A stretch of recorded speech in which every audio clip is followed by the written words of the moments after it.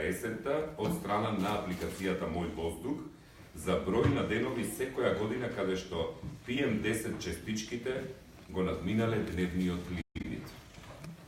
Дебатата се снима во живо на Facebook, профилот на Светската недела на Вселената и ќе биде пренесувана низ медиумите на организацијата, профилите на социјалните медиуми на Open.NASA, како и на персоналните профили на организаторите и учесниците. Мислам дека може да започнеме. Јован ќе ни се придружи малку подоцна. Како што споменати во воведниот дел, соработката помеѓу државните институции, невладините организации и бизнис секторот за креирање на долгорочни мерки за справување со загадениот воздух, односно со загадувањето на воздухот, е особено важна. Во текот на дебатата се разбира, ве поттикнуваме да ги користите трите хаштази кои што ви се напишани на цигот од десна страна. Да, и од ова е исто така, значи едниот ви е двојнова 2017, другиот ви е NASA Datanauts и третиот ви е чист воздух. Јас би започнал уштовно со првиот говорник, кој го следеше настанот на Facebook, знае како ќе одат најавите на говорниците, но оној кој што не следел, вели од клупите на Скопската гимназија Корчагин до шеф на лабораторија при Институтот за компјутерска техника и информатика. Зборуваме за Јани Макрадули, сегашен заменик министер за животна средина и просторно планирање, магистриран електроинженер и како што медиумите пренесуваат, човекот кој протестираше сам против себе. Господинот Макрадули веќе одамна го познаваме како поборник, активен граѓанин, професор кој со велосипед оди на работа. Имајќи ги наум сите тие работи, го поканивме господинот Макрадули да сподели со јавноста какви активности прават или планираат, но и да ги слушне и предложите од граѓаните. Заменик министер Макрадули, зошто медиумите пренесуваат дека сте човек кој протестира сам против себе? Зошто? Затоа што мислам дека кај нас сме малку заробени со сваќањето за активизмот и за она како треба еден политичар и која е неговата улога. Не мислам дека е лошо политичари да присуствуваат на настани кои што се однесуваат на нивниот делокруг на работа и поавтентично да ги чујат и барањата и размислувањата на граѓаните кои што во тој момент протестираат. Покрај тоа, ние што сме се определили да останеме во Република Македонија, го дишеме истиот воздух и не гледам дека треба да бидеме поразлични во однесувањето оно што се наши заложби. Трето, моето присуство побуди еден интерес, свесно тоа го направи, за да може и повеќе често да се зборува и послободно да се зборува за тема. Во овој момент ни треба една масовна мобилизација на сите. Не мислам дека ова може да се реши, не е ова само владина работа, мислам дека тоа треба да го направат сите. Не само институциите, компаниите, здруженијата на граѓаните, туку секој од нас дома, тргнувајќи како се однесуваме дома, што правиме дома со светлото, што правиме со ѓубрето, што правиме со превозните средства и така натаму и така натаму.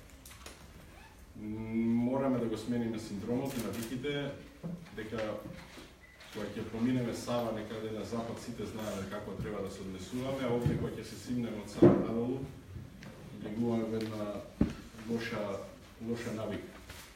И затоа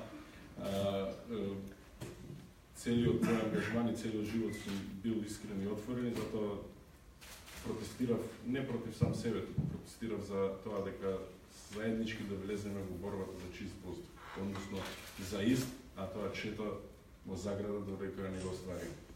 Кажете ми дали како сега веќе како дел од ресорното министерство за оваа проблематика, отворате соработка и она што впрочем ни е и тема денеска од која што сакаме и да произлезе понатамошна евентуално соработка, но дали вие веќе остварувате своевидна соработка со невладините организации кои што работат на овие експертизи, со бизнис секторот, со останатите релевантни институции на државата дополнително?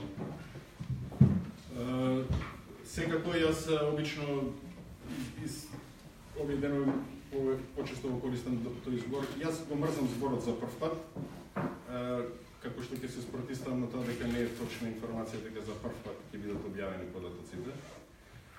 Од мој воздух апликацијата. Од мој воздух апликацијата. Ама за прв пат во интерсересорската група што ја формира владата, приклучени се и на моја покана членуваат представници на Сдруженија на граѓани кои што се доминантни во оваа област по нивен избор. Не е направен изборот од наша страна, бидејќи сакаме да бидат вклучени заеднички, оваа борба е заедничка. Потоа во еден период кој што потоа планирам да направиме еден настан, да направиме како министерство еден настан во кој што компаниите кои што се еколошки активни и се борат за заштитата на средината ќе бидат дел од еден настан во кој што тие ќе промовираат иновативни решенија кои што се користат ќе придонесат за заштита на животната средина.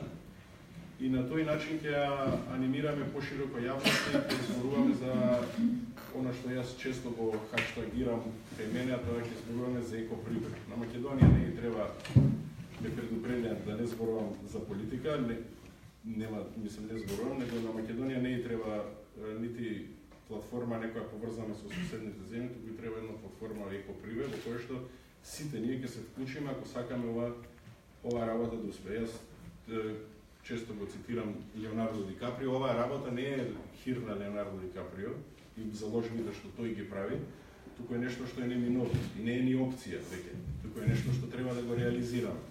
И тоа не е само работа на владите, мислам дека тука деловната седница треба да го даде завршниот и позитивна смисла удар. Дека тие со своето однесување ќе придонесат бидејќи се природно предодредени со стандардите, ако ги исполнат, да придонесат на средината. Институциите се едно, Сдруженијата на граѓани се друго, но еколошката свест кај бизнес заедницата треба да придонесе ова да се случи. При тоа да не бидам премногу долго. Мораме да бидеме свесни дека ако сакаме да стигнеме до решението, треба да имаме непопулистички мерки во законските решенија. Да тоа ќе прашам по легислатива. И тука јас немам дилема.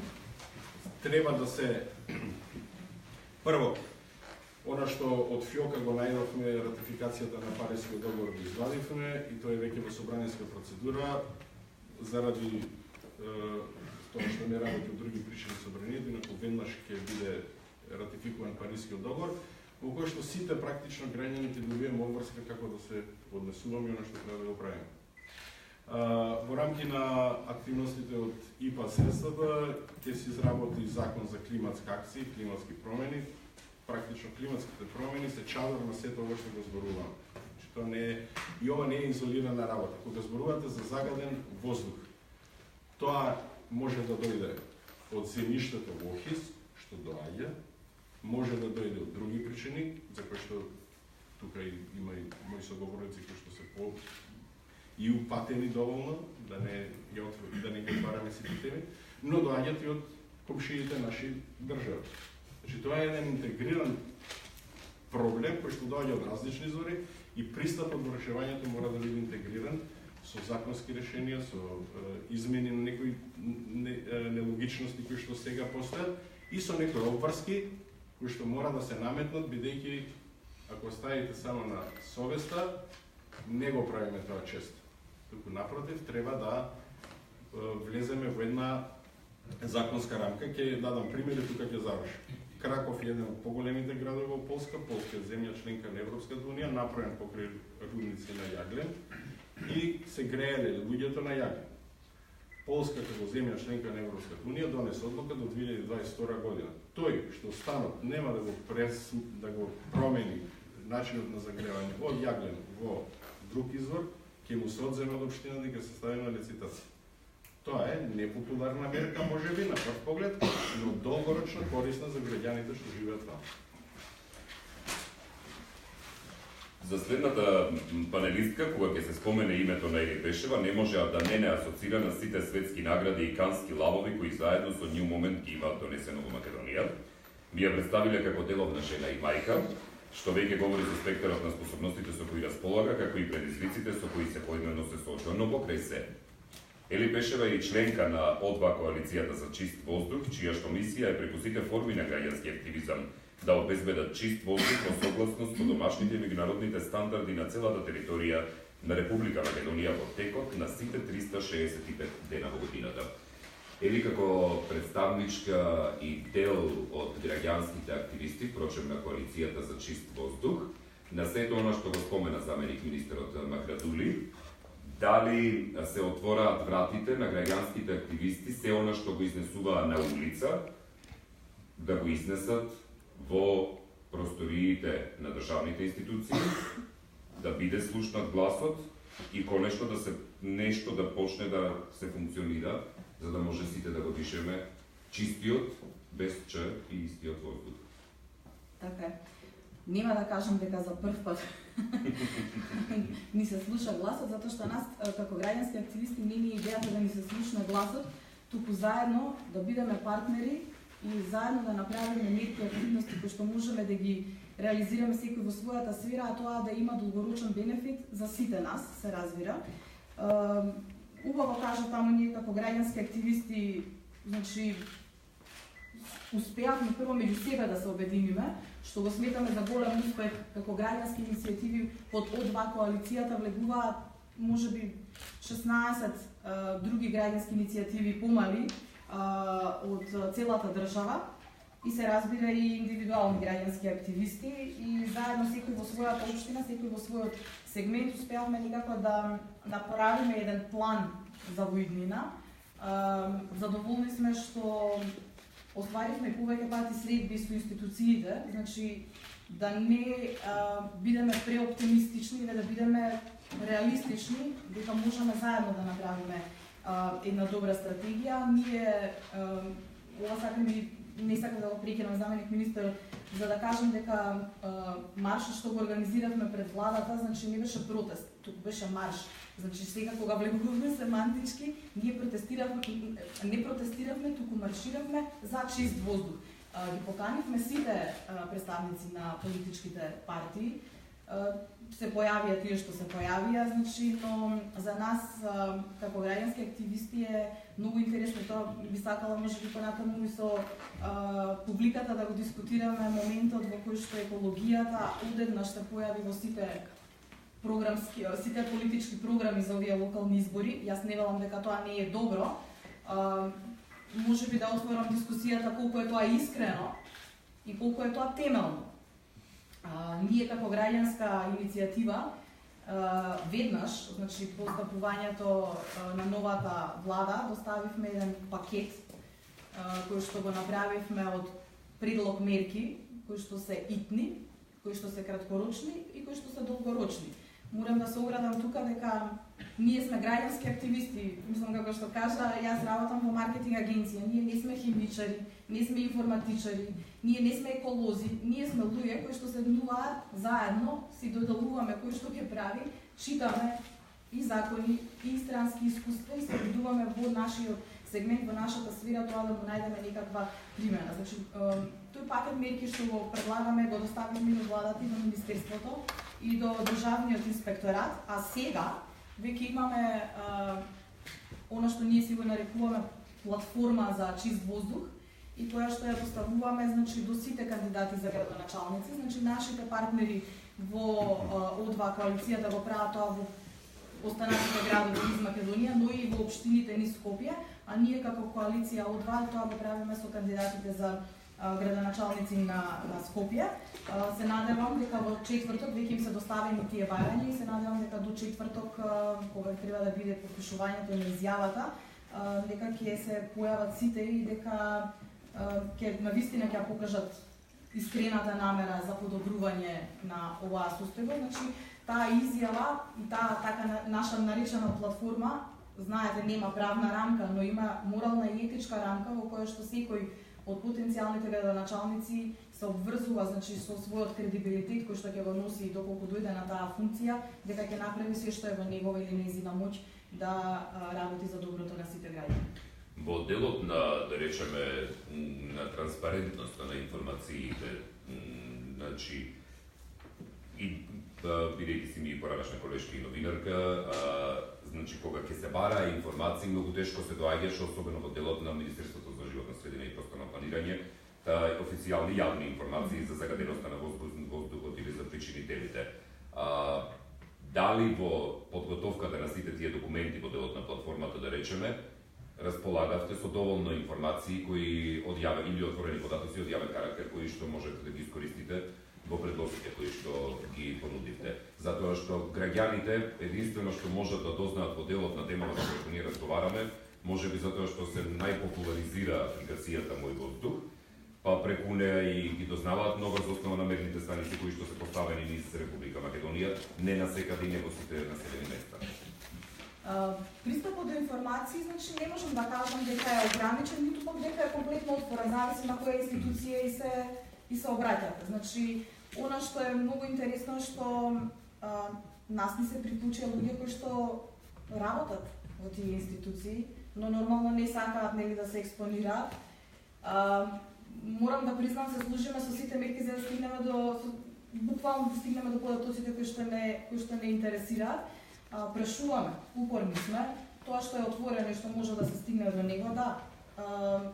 Значи, дури претходната власт, со претходниот министер имаше неколку средби нашата иницијатива околу предложените измени кои што Министерството за животна средина ги даде околу прагот за информирање и алармирање.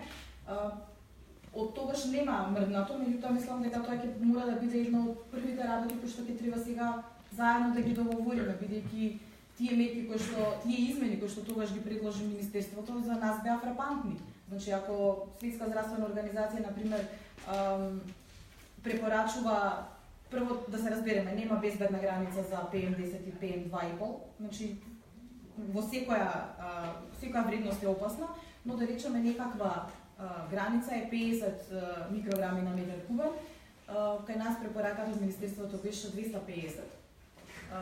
И тоа со одредени услови,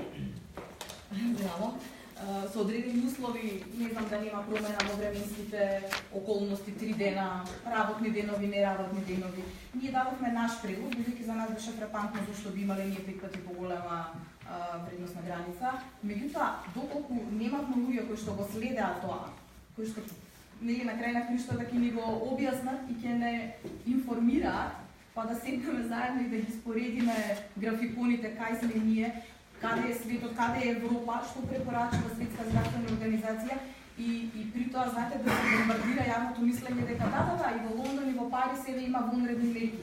Има, ама кај нив границата е на 40 мерни единици, кај нас знаете како преминува. Предпоставам ќе ги видиме и графиконите од Мој воздух. За Центар и за Карпош, например, декември 2016 година имаат само по 4 денови во кои што имало чист воздух.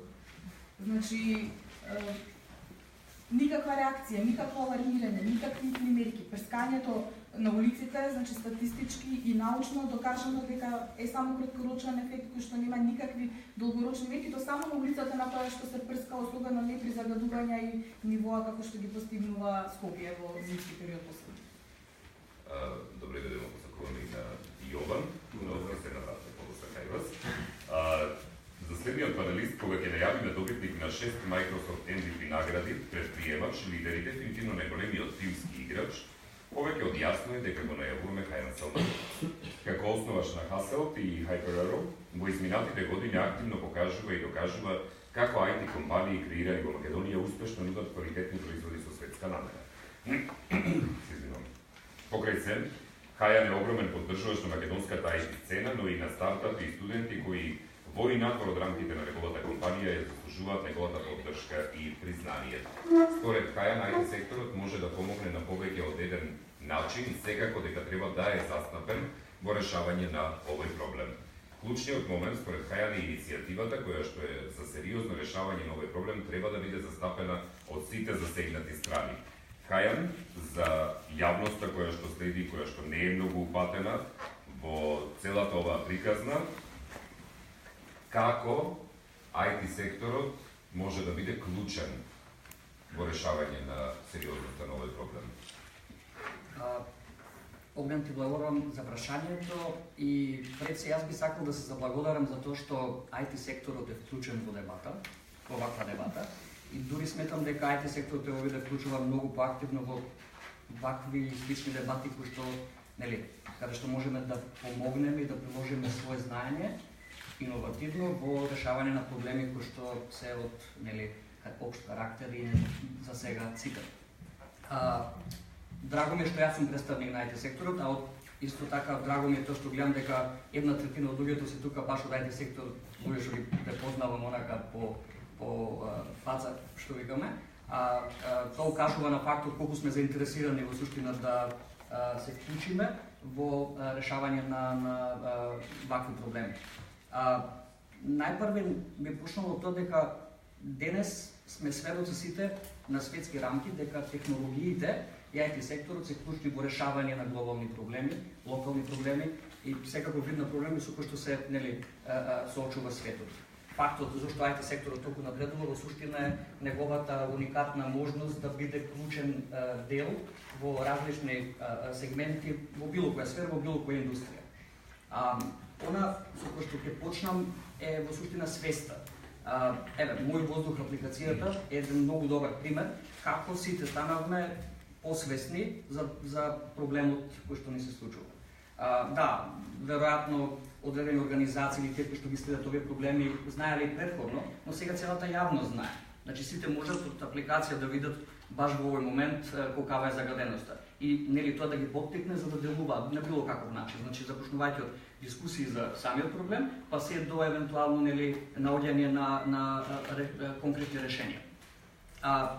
Од тој аспект, јас прво нешто за кој што би апелирал и за кој што би сакал да кажам како едно потенцијално решение е дека IT секторот не треба да биде само вклучен на некој начин, туку треба да биде клучен за решавање на проблемот.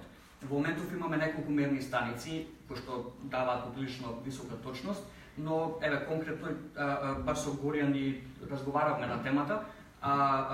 Доколку има многу повеќе мерни станици на многу повеќе места, не само во Скопје, туку и во останатите градови во Македонија, може да имаме многу релевантни податоци. Значи, порелевантни податоци кои што зборуваат на загаденост во различни региони, различни подрачја, по мали места, но исто така и од каде доаѓа загадувањето. Значи, можете автоматски со помош на податоците да дојдете до информации кои што може да бидат клучни да лоцирате во суштина од каде најмногу се генерира тоа загадување, што би ни дало исто така многу релевантни податоци за тоа како да пристапиме во решавање на проблемот. Затоа што ние во IT, во светот на технологија, во суштина почнуваме прво од податочниот сет. Значи, бараме податоци со цел да имаме релевантни информации, за да после, нели, придеме кон решавање на самиот проблем. Ние конкретно во Хаселт имаме имаме направено некој генерално истражување за тоа какви сензори може да се постават, каде може да се постават, отприлика и колку чинат има рейндж на цени. Интересно, конкретно во Америка, значи агенцијата која што е задолжена за животна средина има и цел гайдлайн за, ако сакате, air pollution sensors или сензори за загадување кои што мерат како да ги направите, како да ги изведете. Сега главниот проблем или на некој начин мислам дека решението е како заедно ние да седнеме и да разговараме околу следните чекори, затоа што ние можеме да дојдеме со решение, но немаме пристап до инфраструктура, не знаеме каде е возможно се да се постави, дали е дозволено, што значи истото и така натаму. Во суштина се работи за низа од информации кои ни се неопходни за да знаеме во суштина што е возможно, а што не во конкретно решавање на проблемот. Свесни сме, не сум сигурен колку јавноста знае, но IT заедницата и луѓето од IT секторот многу често прават хакатони на разноразни теми, но само 2 дена доаѓаат до многу иновативни решенија. Ако нели може да прават хакатони на разноразни теми, зошто да не и на тема која што е од клучно значење за сите нас, решавање на проблемот со воздухот. Така да, од тој аспект, сметам дека IT заедницата, и јас имам лично чувство и сигурен сум дека ќе ме поддржат и останатите од IT заедница, дека ние сме спремни во секој момент да се вклучиме. И без при тоа, нели, да зборуваме да се вклучиме за да ја помогнеме на заедницата, не со бизнес бенефит или со било каква друга цел. доколку бидеме повикани во моментот кога сме најпотребни, а сметам дека исто така сите страни можат да воочат кога IT заедницата може би да е потребна во решавање на даден проблем, или ако не знаат да не повикат и да разговараме на истата тема, да правиме workshop, да правиме други и понатаму дебати и нови конкретни акции, за да видиме што се може да се направи.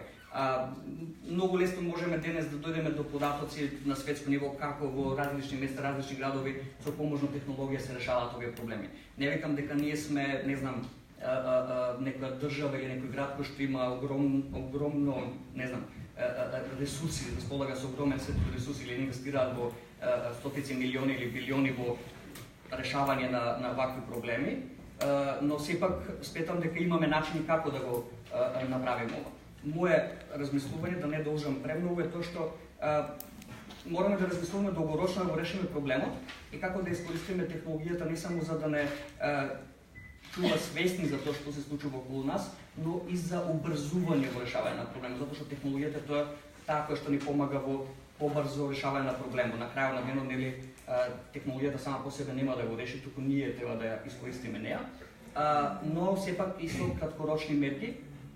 Многу едноставно, една краткорочна мерка е, можете да поставите, во Тетово, ако не се лажам или ако нема нова информација, има само една мерна станица.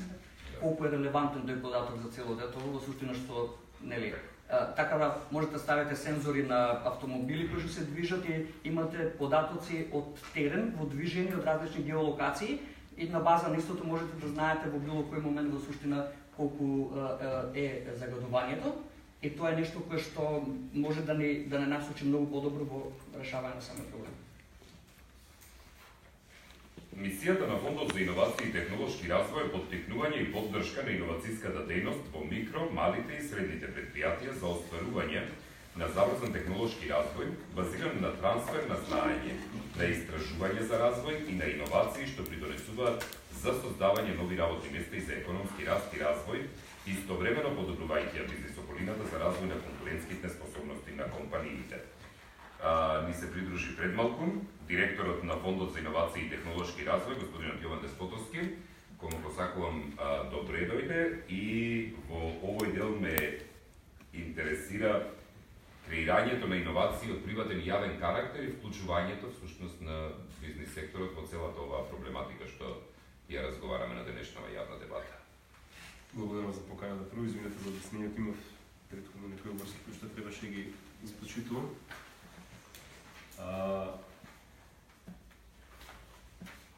Значи, мисијата на фондот точно така, да поттикне, значи да поттикне иновативната култура преку конкретни мерки, вклучително и финансирање, и да придонесе да точно така да се развие конкурентската способност на македонската економија.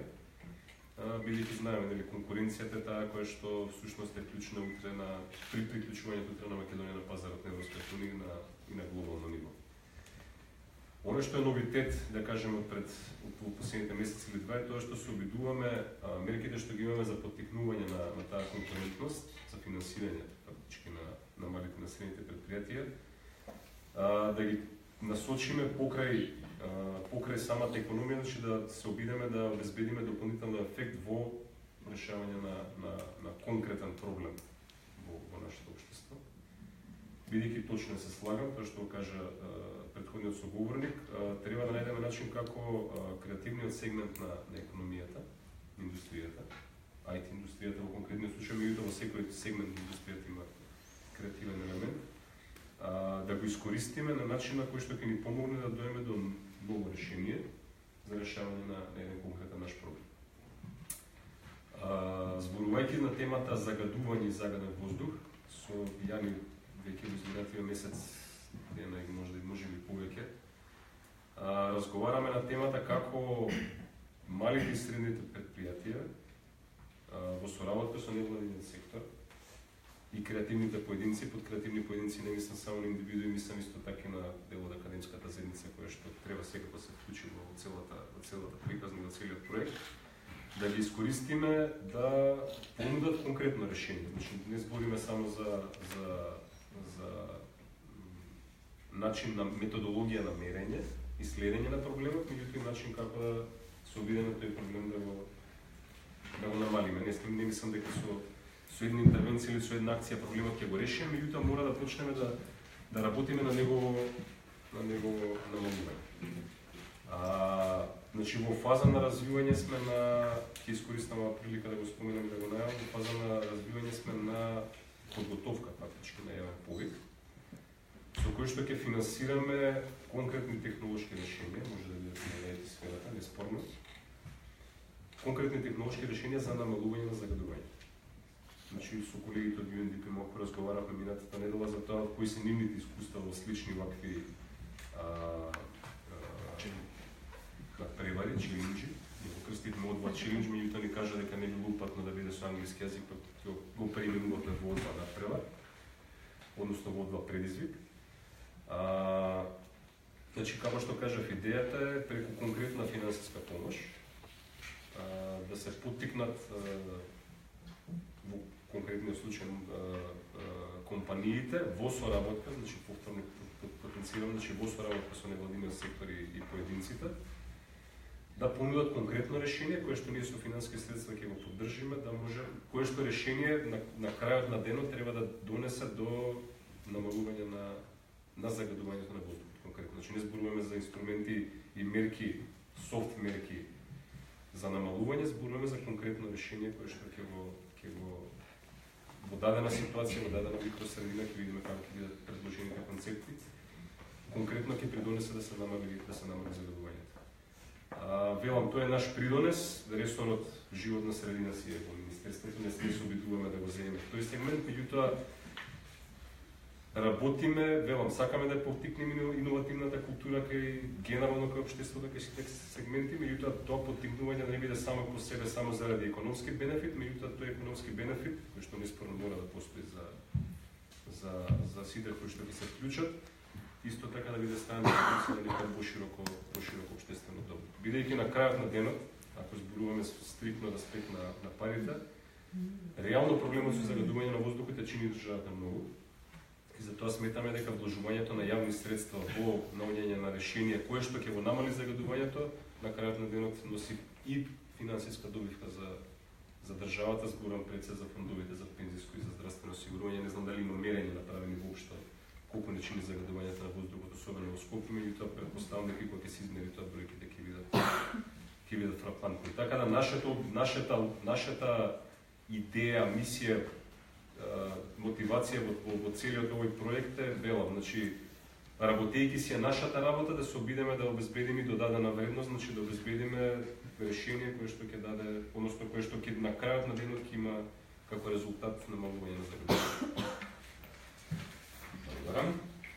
Со долгогодишно искуство во Канцеларијата на програмата за развој при Обединетите нации во Скопје, Јасмина од 2013 година работи на градење на капацитетите во Македонија за воведување социјални иновации. Од 2016 година на позицијата специјалистка за иновации, мониторинг и евалуација на проекти, работи на проекти за воведување иновации во јавен сектор, но и во тестирање на иновативни методологии за собирање податоци. Потоа, станува дел од тимот кој работи за дизајнирање на локални акции базирани на податоци од алтернативни извори за намалување на загадувањето на воздухот во Скопје.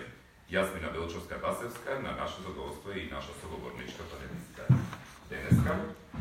Посакувам и вам добре дојде. Дали и програмата за развој на Организацијата на Обединетите нации во сето ова е вклучена, значи за сите претходни кои што ја се искажа, ги слушува и помага во однос на глобалните искуства и практики за локална примера. Пред се добре најдов и благодарам за поканата. Навистина ми е драго што денес сме тука, бидејќи ова е тема која што не го засега UNDP, не засега некои од нели другите институции или актери, не засега сите нас лично и влијае на сите нас.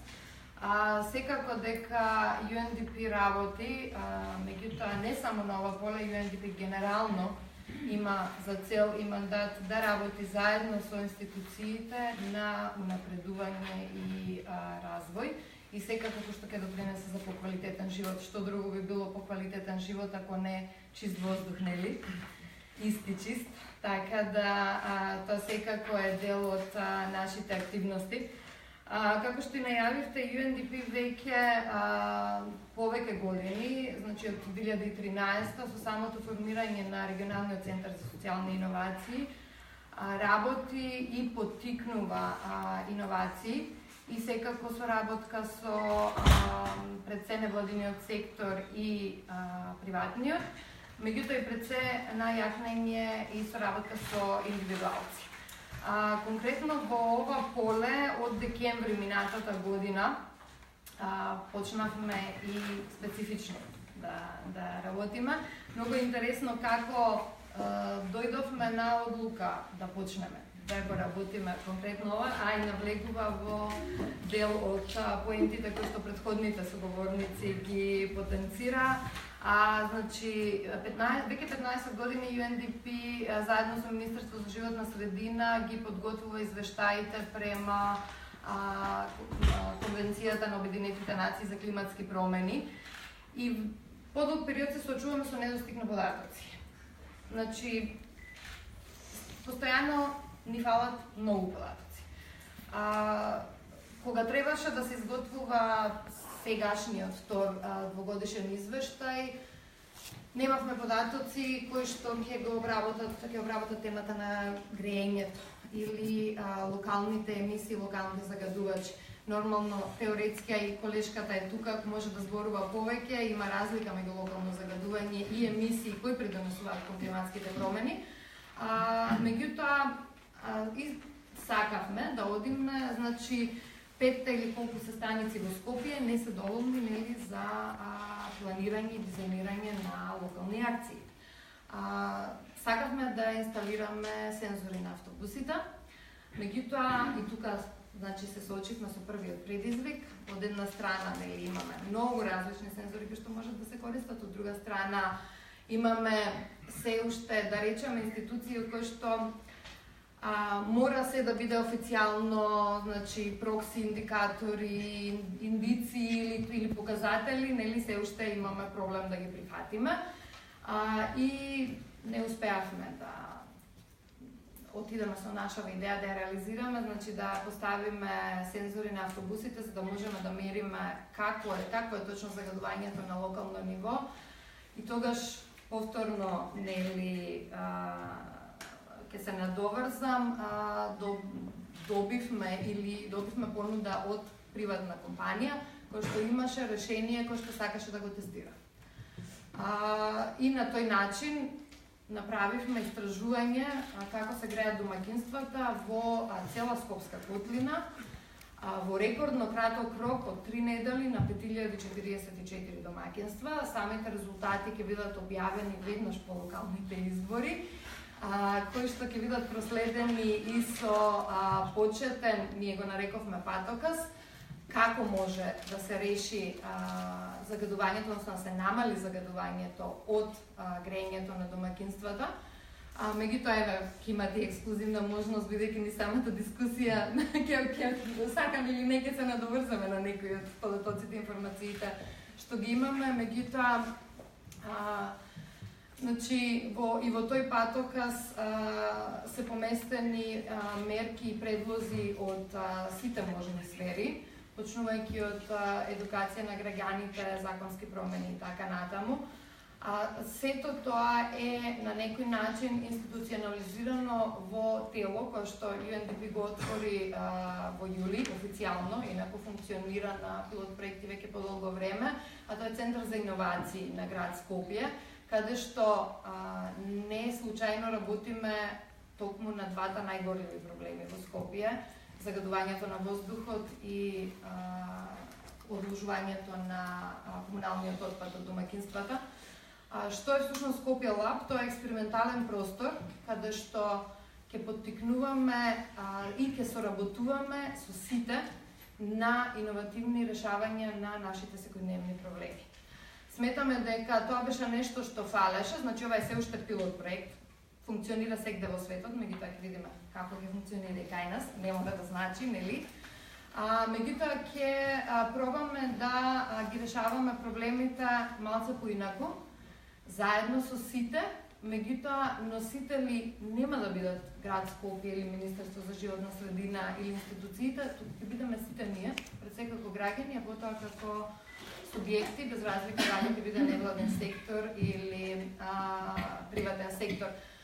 Како UNDP во ова работење имаме подолго искуство, да речем, во сите области, меѓутоа јас да не должам, верувам некои од темите ќе бидат покренати во самата дискусија, па ќе можеме малце повеќе да елаборираме, инаку имаме и дополнително тестираме во моментот неколку други и решенија, и методологии или начини на соработка, меѓутоа, како што реков, во самата дискусија ќе може повеќе да зборуваме за нив. Заменик министри, како ви се чини се ова кажано од останатите панелисти?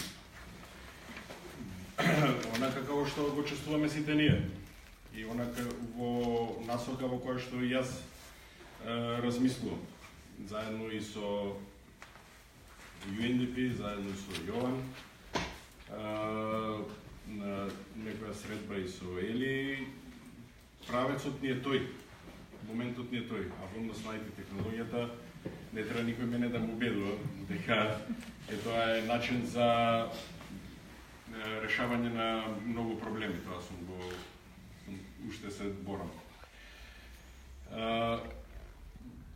Не барам алиби, не бегам од одговорност. Колку од нас овде користат репариран тонер, например? Така. И институциите за жал. Не репарираните да не се различни? Не, јас зборувам, па различни се, затоа што, например, луѓето што се само ќе ве замолам, ако технологија, луѓето што ги прават технологиите. Ако веќе се почувате да се представите прво за да знаеме со кого разговараме и да не се вметнувате така, побарајте збор, ќе ви дадам. Ве молам да задржиме ниво. Технологијата, тие што се занимаваат со технологија, викаат, абе постојат едни земји кои што користат репариран тонер, кој што не е изработен на начин како што е изработен оригиналниот, и вие кој ќе оставите у принтерот, ќе ви отвори повеќе честички излегуваат надвор од вентилаторот, кои што се канцерогени. И вика, постојат такви земји, ние да им помогнеме, им даваме филтер сега и стават страната на вентилаторот. За нас, не за нив, тие знаат што да прават. Колку IT компании во Македонија ги предизвикувам да кажат го третират електронскиот отпад? Колку? Јас можам да кажам за некој. Значи, тоа е нешто кој што IT земјицата може да го понуди. Како свој придонес во земјата во која што живее. Значи, дали или на било која јавна набавка конкурираат и копири со секонд хенд копири од страна. Таа цена е поевтина, ама е поштетна. Кај нас, за жал, тонерот како принтер се третира. Кога дојдов во Министерството, гледам супер еден мултифункцијски уред, ама гледам не е уклучен на струја. Зошто? Па вика скапо беше тонерот, па вика у продавни цени може да не за поевтино. Тоа не е решение. Тоа не е менување на навиките. Но кој што праве, сакаме да одиме. Значи, втора работа. Проблемот со ова е, и пак викам, цело време не барам алиби, сакам да бидам дел од решение, да се приклучам на луѓето кои што се поголеми активисти од мене. Јас ја имам голем предизвикот да бидам дел од еден момент кој што апсолутно, оно што Елис може да мислам дека не чувствувам слободата. Во овој момент е таква атмосферата да сите зборуваат за екологијата. И ако се ова што кажуваат кандидатите за градоначалник се оствари, ќе си го затвориме министерството, не е проблем, ќе биде решение. Ама не одат работите така, во таква една интеграција. И сега, ова е работа која што го загрижува целиот свет. Минатата недела Обединетите нации во рамки на својот environmental програм УНЕП објави извештај кој што вели 6,5 милиони луѓе у светот за жал починуваат од загадување. Причина од некој орган ќе се оштети од база на загадувањето. 4,3 милиони се од наддомашно загадување, од готвење на дрва, од користење на средства кои што не се здрави. Таа бројка во Европа е 99.000 луѓе, 3,3 милиона е во Југоисточна Азија и Пацифик и Западен Пацифик, ама 99.000 се во Европа. 19.000 се во земји со висок GDP или бруто домашен производ. Инаку во однос на бројките, светските бројки кажуваат 5 до 10% од бруто домашниот производ би кошта едно загадување, лечење на еден болен од загадувањето. Имаме ли домашни бројки? Имаме за рамките на државата. Имаме домашни бројки, тоа што не треба друг, бидејќи истражувањето е нивно во овај момент и кај нас е случајот дека домашното грејење е проблем број 1. И тука не постои институција што има дилема во овај момент во Македонија. Значи не е транспортот клучен, значи цигурното клучен контрибутор во загревањето. Не се фабриките, туку е домашното грејење. Сакам и тоа е од моите цели да ги разбиеме митовите кои што постојат во Република Македонија. За причинители, за некои мерки. Не верувам во Господ, не верувам во перпетуум мобиле. Решението е некој средина. Помнам дали ќе може да замолам за збор, затоа што морам да одам на рад. Ајде, благодарам. Ја избегав од Ќе ќе се представам, се викам Гога По-Георгиевски, попознат сум из градов како уметник и активист. Моја иницијатива е една од иницијативите Friends to Friends, што беше актуелна пред X време, кај што студиравме средства за мои колеги и наши сограѓани. Ви благодарам на сите што ќе ме слушате пар минути и ве благодарам што сте дел од оваа дебата денес. Значи, прво сакам да кажам дека неколкократно го повторија сите соговорници, дека панелисти, дека имаат потреба од информации. Значи, првиот чекор што треба да го преземеме ние да ги собереме тие информации, но не можеме да ги собереме доколку во Македонија не направиме еден саглам попис на население што ќе даде една прва и основна слика, значи за демографијата на Македонија, ќе даде една слика за тенденциите на граѓаните, односно за миграциите на граѓаните, за старосните категории, а од таму веќе ќе произлезат многу информации понатака кои можат да се имплементираат. Значи, мислам дека тоа е првиот и основен чекор што треба да се направи, а мимо тоа треба нормално сите овие проекти што ги зборевте од страна. На страна од тоа, сакам исто така да појаснам и да одговорам на едно од прашањата што некој од вас го постави. Например, имаме политички субјекти во Македонија кои своето издигнување и своето формирање го направија токму во тие невладини и активистички здруженија, поготово во сегментот екологија. Нема да ги спомнам, бидејќи не сакам да зборувам во моментов за политика, меѓутоа постојат такви и се уште се активни и работат на своји проекти и тие проекти се од итекако важно значење не само за Скопје, него за цела Македонија. Мене многу ме интересира, значи едно отворено прашање ќе поставам, како тоа ние сите нешто работиме, а сепак крајниот резултат спрема се она што ќе видиме е дека имаме 3 најзагадени градови во светот. Исто така многу ме интересира, јас ќе потсетам на една акција за чист воздух што беше организирана веднаш после големиот собир на опозицијата и сите режимски противници. Именно следниот ден беше организиран протест за чист воздух на фонтана во градски парк, на кој жалосно, но се појавија 100 души, а репортерите бараа кадар како тоа поубаво да го прикажат. Значи, мислам дека буткањето режим беше една многу важна работа, меѓутоа заедничко за сите нас во и вон режимот е дека дишеме, бре луѓе. Значи, ние маргинализираме многу битна една тема, и мислам дека господинот Макрадули во моментов може би има еден ресор, едно министерство и седи во едно министерско столче кое во моментов е многу жешко, затоа што таму е и точно таму е најголемиот проблем, значи на Скопје како град. Ние сме дисфункционална држава, тоа е факт. Меѓутоа сме дисфункционални и како градови.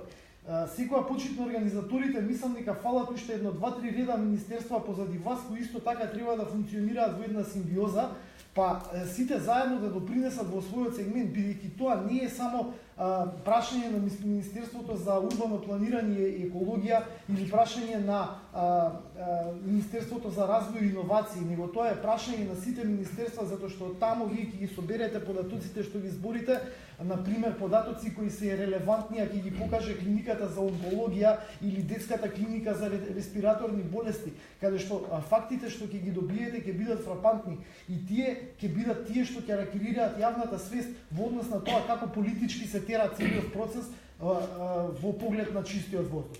Исто така, еве одма ќе кажам, ние збориме за некои проектчиња, вакви проектчиња, такви, да отвориме лабораторија, да направиме ова. Луѓе во Словенија пред 2 години се направи огромна прочистителна станица и станица за рециклирање на отпад. Во Србија е првата станица за рециклирање на електронски отпад, а да збориме за поголемите држави како што милувате да се споредуваме нели со овој со оној, ќе ви кажам дека 50% од приходите на Кина се точно од рециклирање на отпад што доаѓа во контейнери од Америка. Значи, вие ќе кажете дека ние се споредуваме. Ние секогаш треба да се споредуваме, затоа што ние сме микроопштество, луѓе, ние сме помалку од 2 милиона луѓе и кај нас сите овие проекти се многу лесни за реализација. Не е све така тешко, затоа што ако на Кина и требаат милиарди евра да имплементира одреден проект, на Македонија и требаат 1,2 милиона. Значи пари што ги инвестиравме во споменици и други фасади. Исто така ќе ви кажам како бугарите ги имплементира и ќе молам, значи не можеме да дозволиме да ја преземите целата дебата. Значи има луѓе кои што сакаат да зборуваат и други кои сакаат не 2 минути, уште 30 секунди и завршуваме. Значи како Бугарија ги имплементираше на ниво на град Стара Загора и па фондовите. Значи тие реновираа наместо да прават барокни фасади и други глупости по градов, значи тие направија енергетски ефикасни влезови, енергетски ефикасни фасади. Со тоа, не само тоа, значи урбанизацијата на градот, оваа дивна урбанизација што се случува ради таа урбана мафија, значи што вие, господинот Макрадули и останатите многу добро ја знаете. Значи тие се точно и едни од најголемите главни виновници, а знаете дека градењето во општина Центар е еден од основните фактори за високиот процент на PM честички точно во Центар. На Скопје му треба стоп. Едноставно на Скопје му треба ресет, за да имаме време да имплементираме нешто од нешто. Но не да гребеме по површината на проблемите. Не ни треба нас ова утре задутре. И уште нешто само ќе кажам и завршувам. Се сомневам искрено, најдругарски, соседи сме од Центар и се познаваме на лик и на овако. Значи, се сомневам во вашата компетенција, бидејќи вие сте 20 години политичар, меѓутоа никогаш не сте биле на оваа функција. Од друга страна, вие сте електроинженер кој ви помогнал многу во IT секторот, кај господинот тамо, меѓутоа за ова се потребни исто така тим на експерти и тим кои имаат децени искуство во екологија, а исто така странската помош е добре дојдена, поготово од екозими како што се Холандија и слични на тие кои де факто секојдневно имплементираат проекти со што го подобруваат квалитетот на животот на сите граѓани. Ви благодарам и извинете што ве втокнав. Благодарам многу. Заместник министер Македонија најмногу бевте останувани во израѓање. Добро, тоа е доказ е дека постои една таму исто тема во Македонија мистична дека јас не се занимавам со политика. Ова е најдобар доказ дека се е политика. И дека било кој дел од нашето живење секојдневно е политика. Што и да правиме, сабајле, преку ден, на работа, се е политика. И кога немате факултет за политичари, ви се случуваат магистри по компјутерски науки да станат заменици министри. Зашто? Затоа што тие спроведуваат рамка една на политика која што добила на избори мандат за да ја спроведува. И тука не ќе да влезам во дополнителна експликација. Јас апсолутно сакам да се споредуваме и цело време во својата активност тоа и го прави. Само нема да најдете земја во Европа, и ќе земам примерот со Бугарија, што го дадовте, во кој што 6 општини не можат да се договорат каде да биде регионалната депонија. Значи не постои таква земја во Европа. Бугарија кога влезе земја член, бидејќи на Марс не можеме да ги однесеме, зборуваме денес за Вселената, иако зборуваме за Вселената денес. Бугарија кога стана земја членка на Европската унија, Европската унија им рече: окей, сакате да имате класична депонија како Струга, 2,5 евро тон ќе плаќате, ама у Брисел такса. И тие имаат едни од најмодерните фабрики за производство на енергија. И сакам тој збор да го потребуваме. И тоа е кога зборуваме за јакнењето на свеста, за поинаквиот пристап е тој, дека постојат и сакам да се споредуваме. И се сложувам дека кога почнувате да од скреч, од нула полесно и поевтино ќе чини тоа во Македонија. Само треба да се убедиме дека 6 општини треба негде да го става тоа и многу поевтино ќе генерира работни места и ќе биде поздраво. Дека тоа тој пристап нас ни треба. Зошто ги имаме трите најзагадени града? Затоа што сите мерки што досега се тргнати не се долгорочни и се популистички. Значи, кај нас таксијата со лошо гориво што користат, приватните автобуси што користат лошо гориво, е социјална компонента и политичка одлука. Пар екселанс. Тоа е политика исто. За тоа треба да го зборуваме. И кога ќе се надоврзам, еве IT секторот нека напредне притисок. Кога зборуваме за отворените податоци, бидејќи може би за апликација да некој споредно после да кажем за тоа мој воздух и за некои стандарди европски. Тие се податоци што се добиваат од Министерството многу години порано. Ајде да го натераме Телеком и ВИП или операторите во Македонија да ги дадат податоците за телефоните за се обраќаат. Точно ќе знаеме кај се движат луѓето во Скопје, во цела Македонија. Значи, не да им го земаме разговорот со пријателката или пријателот, толку да им ги земеме на Телеком податоците, да го видиме со обраќајот кај се движат луѓето, па ќе видиме како одат. Зошто може во Америка да казна човек сам ако одите во кола, а ние кај нас тоа е страв дека тоа ќе има реакција. И таквите мерки требаат подршка од сите добро мислечки луѓе во оваа работа. Значи, оваа работа не се решава со популистички мерки. Краткорочните мерки се шминка. И тоа не е мерка на одењето на работа. Тоа е само заштита привремена. Туку ни треба долгорочна мерка. Долгорочна мерка е гасификација. Долгорочна мерка е законско натерување сите луѓе кои што имаат дома централно грејање да се греат на централно грејање. Изворот на тоа да биде повторно газ како што кај нас случи. Ако решение нема, ако топлотните пумпи се технолошко решение, топлотните пумпи ќе се применат. Ако соларното решение, енергија е решение, тоа да се примене. Ама не на 7 спрат во зграда во една насела во Скопје да се греете на гума. Тоа прво се штетите сами кај себе, дома. Јас ја разбирам социјалната компонента, ама социјалната компонента или ние често викаме со субвенции. Јас ми исто многу добро некни не состане во субвенциите исто нема да го решат да доведат решението. Значи ни треба еден масовен пристап. Уште еден пример ќе дадам и ќе завршам. Неформалните собирачи кои што постојат во Скопје или со третирањето на отпадот, бидејќи мислам дека тоа е еден од проблемите. Малку има во центар во Скопје, не знам дали има на другите населби, се извинувам, за селектирање на отпад. И знаете дека има неформални собирачи што доаѓа со своето детенце, го пушта до ова големата дупка, бидејќи таа за пластика е малечка, таа кај што е храна, тоа лази, замислувате ситуацијата, лази внатре во контейнерите и однатре ги вади пластичните чаши и флаши и ги вади надвор. Тие треба да ги дадеме партнерски однос со државата, да ги вработиме во нешто го прават и од неформални да станат формални собирачи. Инаку, реков што не завршувам. Обединените нации сега во Најроби, таму има тепачка, сега гледам, прават една светска конференција Таму викаат, кога ќе се симнете од аеродром, се што ви е пластика ќе ви земат. Ќе ви земат.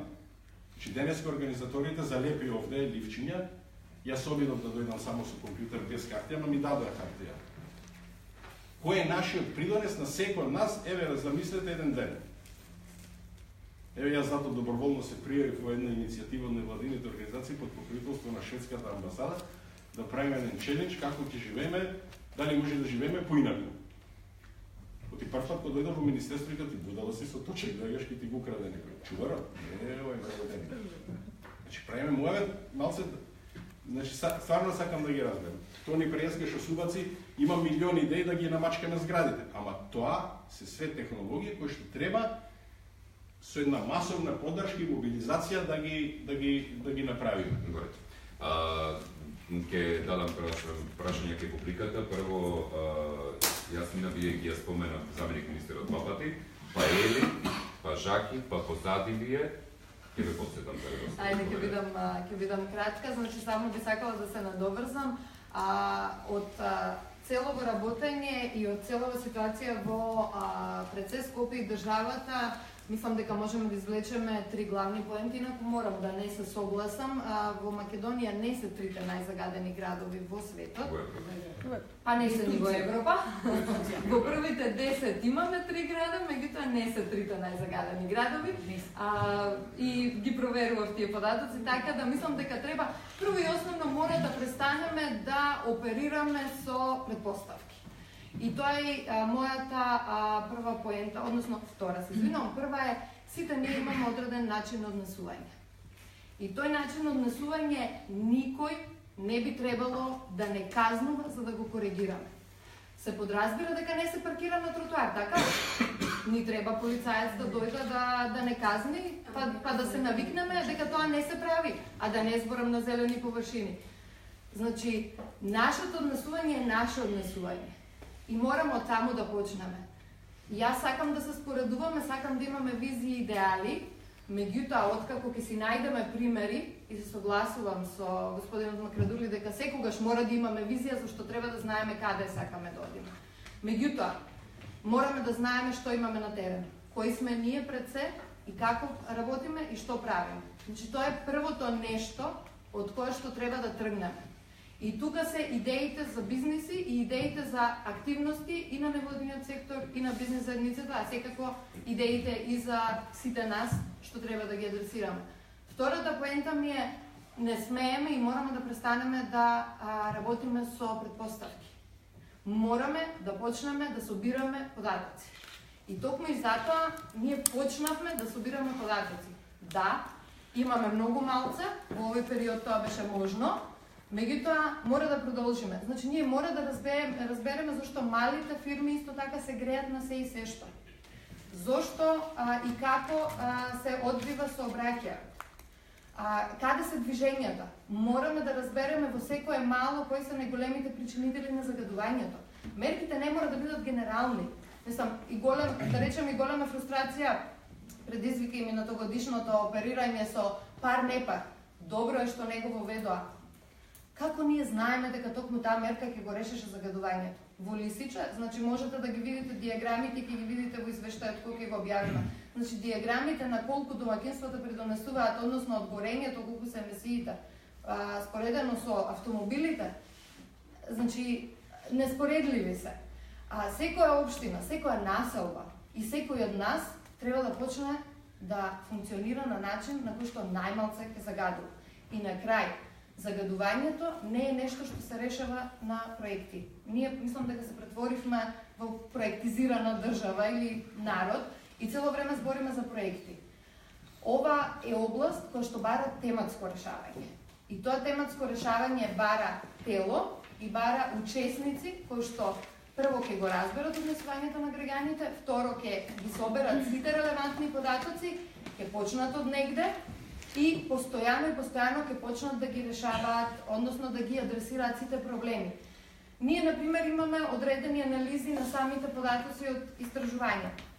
Со секое ново итерирање, ние сакаме да дознаеме што е нешто плюс. Сваќаме дека некои прашања не се покриени. Сакаме да разбереме зошто населбата 11 октомври не се грее на централно парна е во сред центар, нели? Не ни е јасно зошто одредени работи се случуваат. Значи, доколку ние воспоставиме структура која што ќе почне да размислува и да ги адресира овие работи на овој начин, нели во теоријата е познато issue-based approach, каде што ќе почнеме полека да работиме на сите аспекти, тогаш многу лесно ќе го решиме проблемот. Ние имавме и во март една работилница во која што со голема група на стейкхолдери, сега и со англицизми да се послужам, ги идентификувавме отприлика се 18, ќе ги има и повеќе сигурно, целни групи. Доколку сите од нас адресираме или работиме со една од таа целна група, нема да ни требаат премногу години. За 1-2 години може би ќе го решиме проблемот. Например, дали сте знаеле дека со секој ваше застанување на десна лента вие придонесувате колата што мора да ве заобиколи да загади уште повеќе? Значи, секоја наша активност покренува одредени импликации. Ние ќе имаме и многу брзо ќе се објави визуализација, значи ја направивме анализа на Google Transit, односно Google Traffic, се извинувам, каде што ќе може да се види колку возилата во Скопје генерираат дополнително CO2 заради застанување на семафори или накочење и убрзување. Така да, ова не е нешто што можеме вака да го решиме и да го адресираме на база на проекти, а уште помалку ако го политизираме. Така да... Да.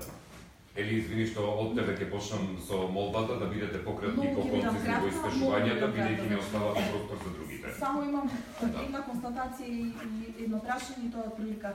Значи, се согласувам дека мора да се почне да се работи на сите аспекти истовремено. Но искуството од изминатите години ни кажува дека доколку ние чекаме само иницијативност од граѓаните, нема да ја дочекаме.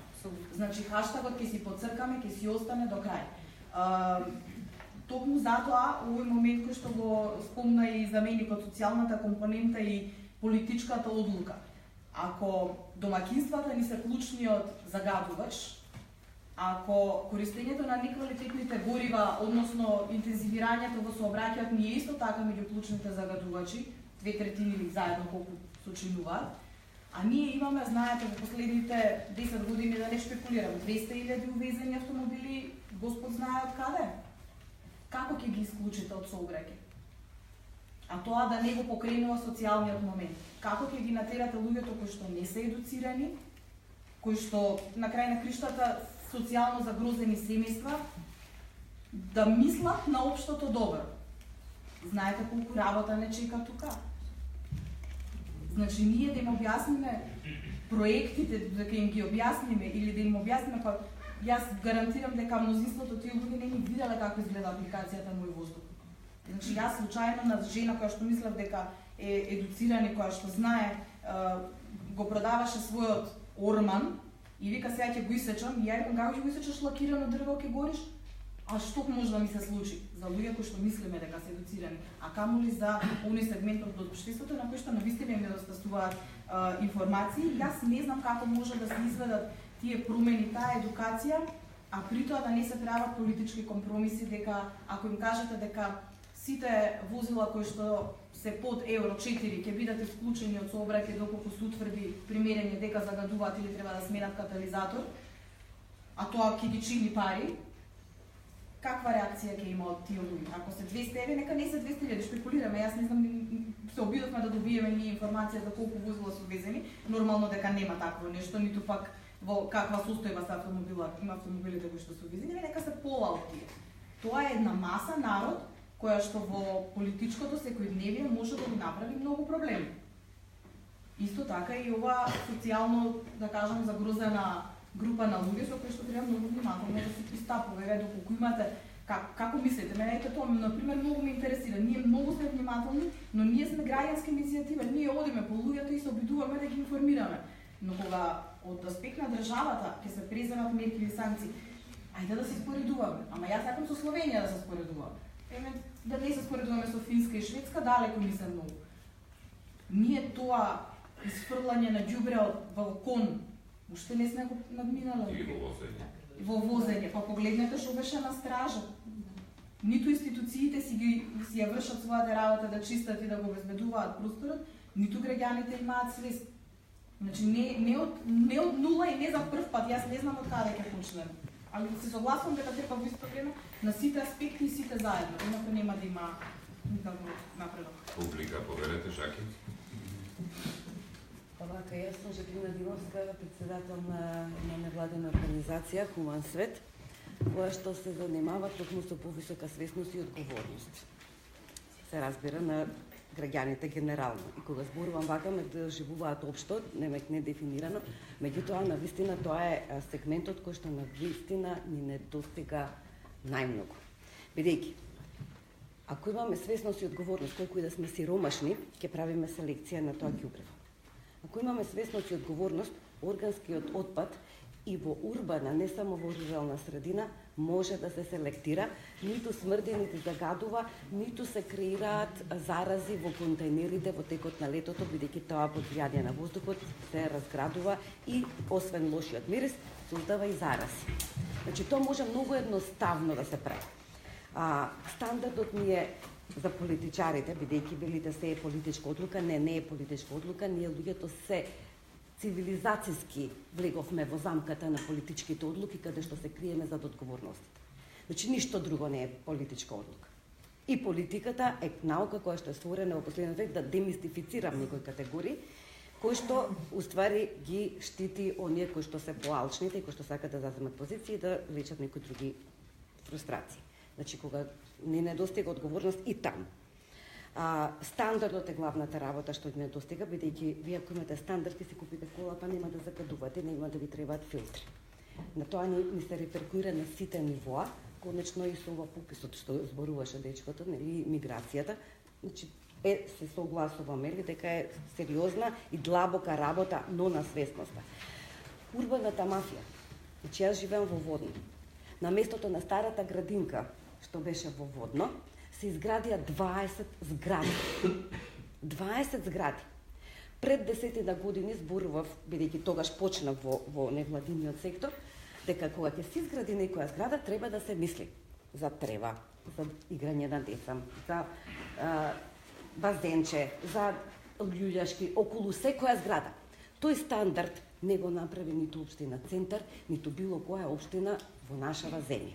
Значи, ние, како јали сме политичари, јали сме граѓани, свесноста ни не достига да од една страна институционално, а од друга страна граѓански ги покренеме тие здраво, разумни и блиски до човековата природа, до нас самите принципи на живење. И затоа се трудивме самите себе си. И свесноста која што на политичката елита и прифаќаме